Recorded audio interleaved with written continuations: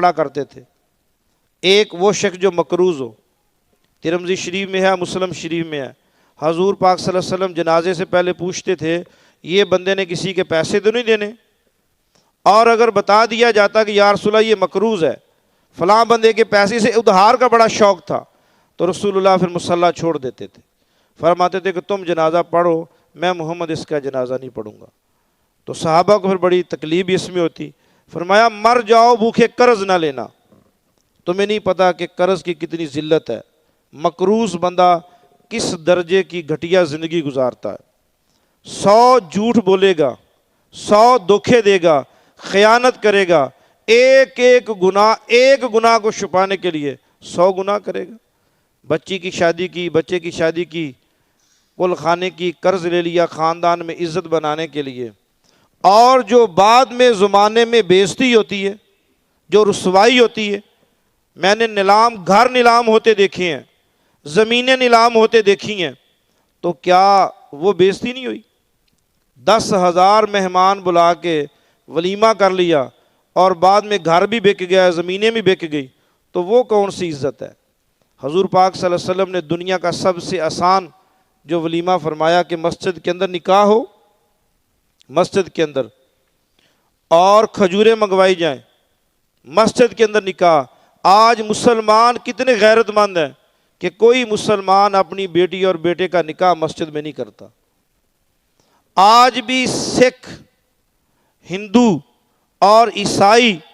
اپنا نکاح جو ہے، آج بھی عیسائی، چاہے وہ امریکہ میں ہو، چاہے وہ پرنس شہزادہ ہو۔ ابھی ملکہ وکٹوریہ نے اپنے بیٹے کی شادی کی ہے،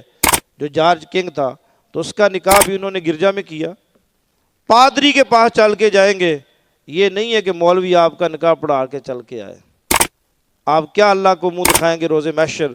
کہ آپ اپنے ممبر کے وارث کو،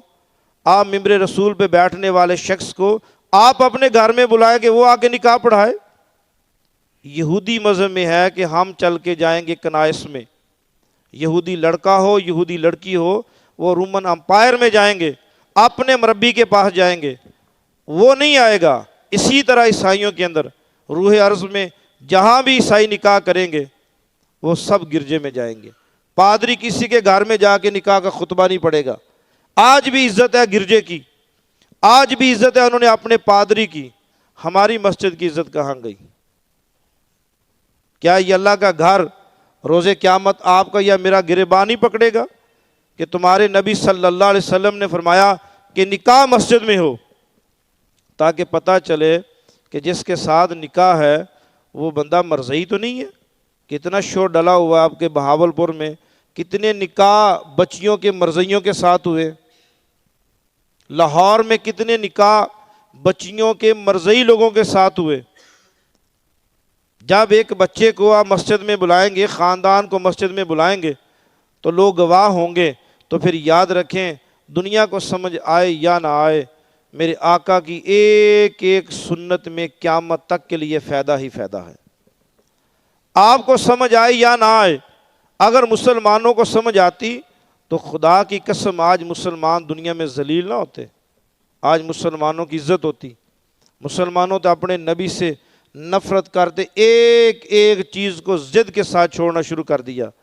اور میرے آقا صلی اللہ علیہ وسلم فرمایا جو میری ایک سنت کو چھوڑے گا، ایک ایک چھوڑتے چھوڑتے چھوڑتے وہ دائرہ اسلام سے خارج ہو جائے گا،